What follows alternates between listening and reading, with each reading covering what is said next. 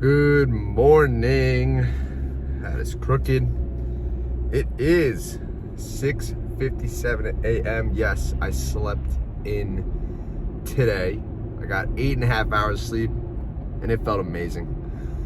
It can be hard to stay on the 4 a.m. schedule, I will say, because I think some people, and including myself, would get way too caught up in the stress or disappointment of, oh my God, I didn't wake up on time, I hit snooze, blah, blah, blah, blah. When realistically, if your body's telling you you need sleep and rest, because for example, I'm a sleeper, like I can sleep 12 hours very easily. I am not the type of person that's like, oh, I just naturally wake up at 5 a.m. because my circadian rhythm, my internal clock is set to that, right? Holy crap, that sun is bright.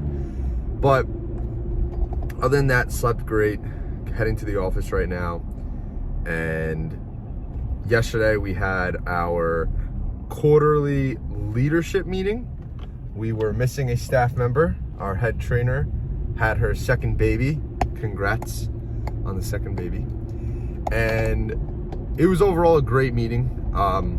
Super productive. We had an amazing first quarter leading into our second quarter.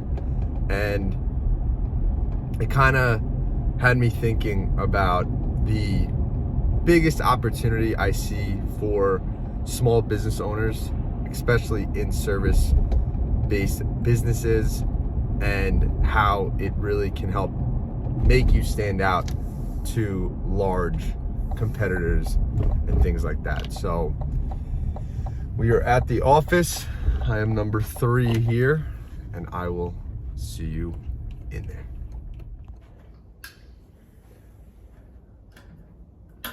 All right, so we are here in the private office, and what you're gonna notice is within 60 seconds, my actual lights are gonna turn on because it is 7:13, but it's about to be 7:14 any second now. So going forward with the biggest area of opportunity I see for small businesses, and this actually doesn't even have to apply if you don't own a small business, you're just an everyday employee, like that's totally fine. This, I'll kind of also tailor it to how, there we go. These are the normal lights. So what we've noticed in the industry, and myself and other business owners have noticed, is the level of customer service has declined rapidly. And unfortunately, we are so accustomed to bad and rude customer service. Now, that's not everywhere. So if you're like, well, I work somewhere, we have great customer service, like that's amazing, I believe you. But most of the time you aren't dealing with nice people. And I think part of it too is just because unfortunately people who are brought up aren't taught proper mannerisms. They are not taught how to actually have a conversation, look someone in the eye, shake their hand firmly, and do things that your grandparents would appreciate more than what we're kind of used to, right? So in my fitness studio specifically, what we discovered is we are now kind of entering into a new category of, what we offer. And what I mean by that is we put so much time and energy into our members. So when someone signs up, usually within a fitness studio space, so for everyone that you might think a fitness studio, like what is that, right? Orange Theory, Club Pilates, F45, Pure Barre, Bar 3, right? Those are big fitness studio franchises that run a 20 to 30 group session. And you pay a premium price, right? You're paying a luxury of anywhere from a $149 up to $199 or even more per month. And essentially at most places, you're just getting the training. And there was a point where it was so niche and there wasn't a massive demand, or there wasn't a saturated market of competitors. So you can charge that premium price because it was new. But now over the past couple of years, there's a lot of fitness people out there, right? There's a lot of gyms, you know, whether it's even CrossFit, whether it's, you know, a privately owned place like mine. And people now demand more for their money, right? The value needs to completely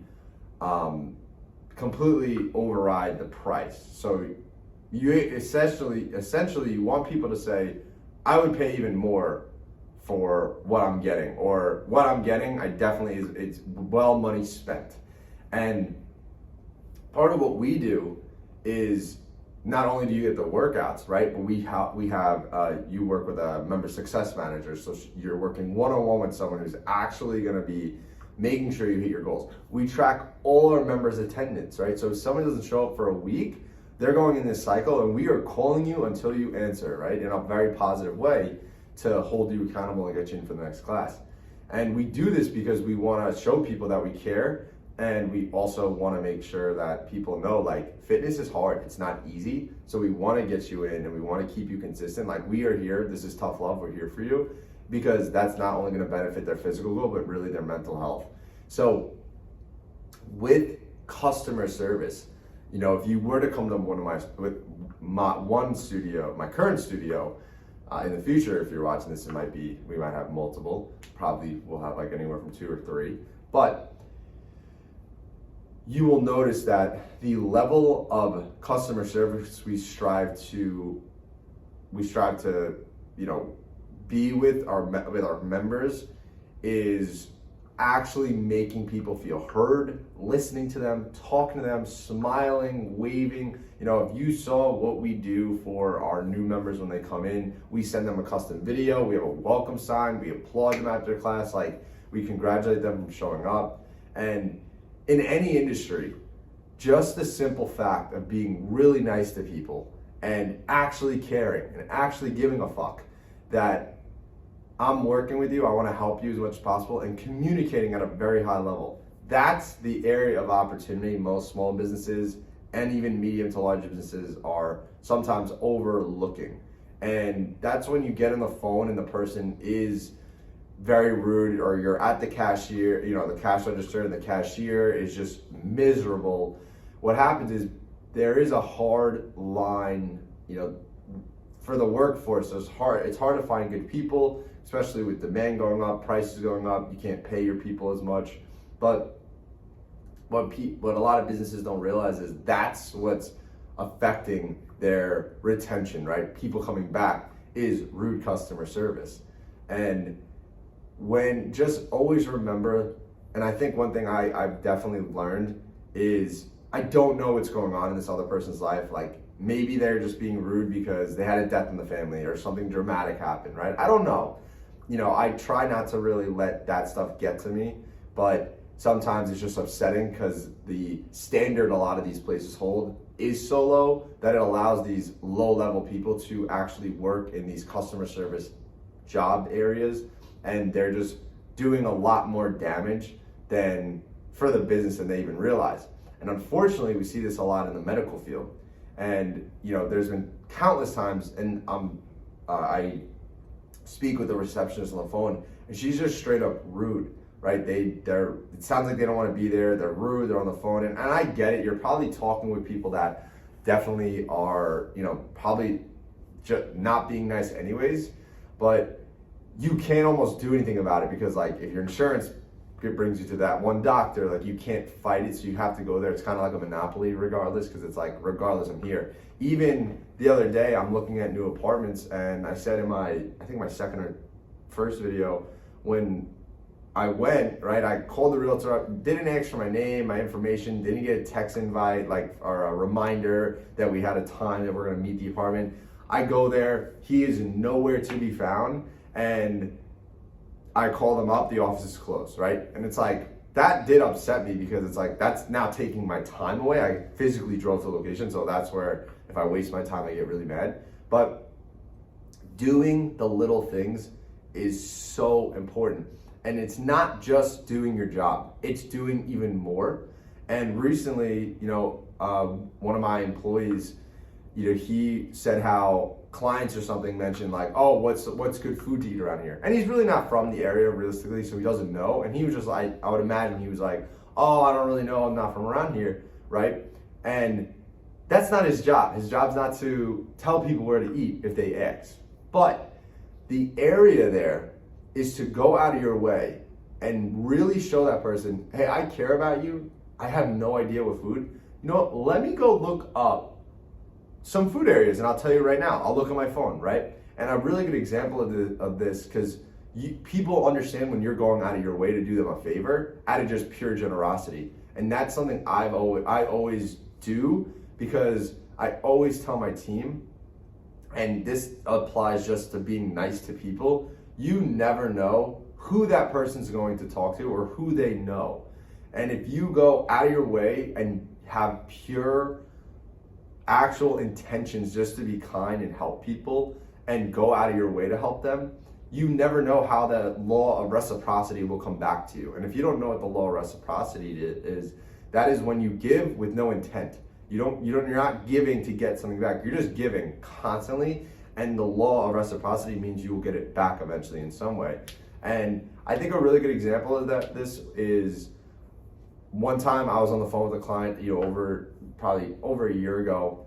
I was on the phone booking her for a free session, so she wasn't even a client yet, and she had an accent.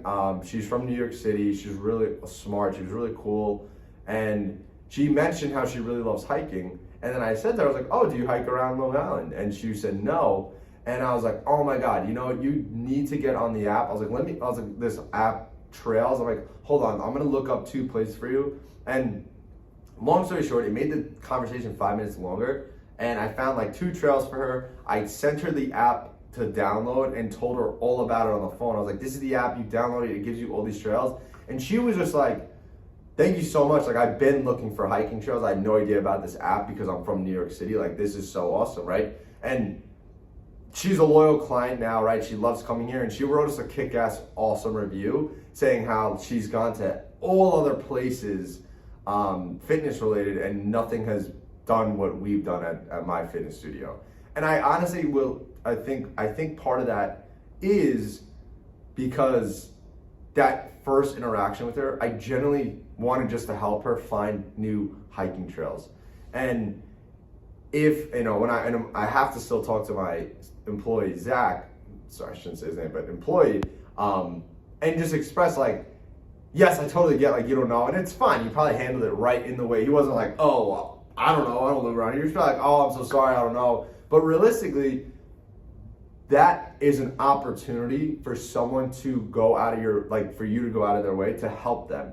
And that's gonna make that person feel impacted. That's gonna make them feel good. And the reality is, sometimes it won't. Sometimes you do things nice and people don't give a crap, right? That's like the times you tip someone a little extra and they have no reaction.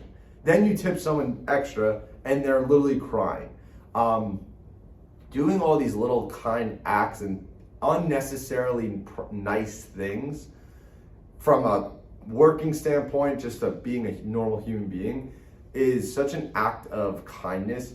And it is so rare nowadays. You can really impact someone even more than you even like imagine.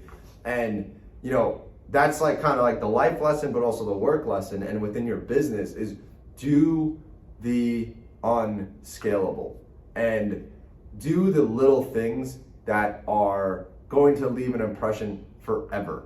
And even one thing we do that I've taken from a great mentor of mine, because he actually learned it from Ritz-Carlton. So if you don't know what Ritz-Carlton is, it is a very, very luxury hotel all around the world. And he lost a pair of like brand new Nike sneakers. He took them off the pool, he went in, probably went to the bar, whatever. 2-3 hours went by, shoes were gone. Someone probably stole them. He literally went to the front desk, says, hey, like, I lost these shoes, they were red, they're this size, described them. And they're like, all right, we're so sorry, we'll keep it on the lookout. And like 8 hours later, I think he went to dinner or something, or lunch, and came back. There was a brand new box of sneakers, his size, on his bed in his room. That is customer service. And he was so blown away. And he goes, I'll never not go to Ritz-Carlton ever since that one situation. So we strive to always, in our studio, always do surprise little gifts for our members. A buddy of mine who also takes that same practice at his studio one of their clients got their bike stolen. They literally went and bought them a new bike and brought it to their job and surprised them as a team. Like, and he's someone that also preaches exactly what I'm saying. And the opportunity here is because there's so much crappy customer service and just lack of kindness. If in your personal life you're extra kind to people, and in your business or workspace you go above and beyond to be extra nice to people, that and actually care, that's what's going to take you to the next level. Because if you're nice to everyone, like, think about it, your reputation gets so much better known. You know, people feel better coming to you to talk. You know, now you're naturally becoming a leader, because if you can help people through situations and you're leading them through it and talking to them and being there and just listening, that's the little things that will compound and bring you more opportunities in your life. So as you can tell, I'm a little fired up right now, but it is so sad to see that low level. But at the same time, if you understand this specifically, you can be a killer. And the last thing I'll say is, a lot of people get caught up with AI, and I love AI. I use it all the time. It's one of my biggest things that I'm going to be using within my nutrition company, right? So I'm not anti-AI, but AI is constantly devaluing the human experience. It is constantly going to take away the human interactions. We are not dumb. We know when something is automated or when it's not. And when you do something not automated and you make sure they understand, oh, this is a real person, they're gonna actually feel some sort of connection and have a better response. Not every time, but a lot of the times the right people will respect it more, and it will allow that initial conversation, that experience, to be 10 times better. So always remember just to do all these things I said. So I hope that was of value, and just overall, be a better person, be kind, do things, and it can do a lot more for people. But the law of reciprocity is real. The more you give with no intent to get back, the more you will get back. So it's kind of weird when you say it like that, but it's realistic. Like, I will constantly buy people coffee randomly at 7-Eleven. I haven't done it in a while. I should do pretty soon. I tip really well, and I always try to really just do things with no recollection. I usually will pay for the person's coffee at 7-Eleven when they're at the coffee thing and I see what size they get, and I leave, because I don't want to have that whole, oh, look at me, I bought your coffee, right? I'm not there on video going, just bought this person's coffee, making their day. Like, no. That is literally the last thing I'm trying to do. And when you see people having a camera out and doing those nice things on camera on purpose, typically is because they want that actual recognition internally, which is just completely defeats the law of reciprocity, and they will never get anything back from it. So that's my video. I can't turn my light off dramatically because they're on. So let's just imagine lights are off. If you have any questions, comments, please subscribe, please like, follow me on Instagram, comment any questions, let me know what you thought, and I will see you on the other side.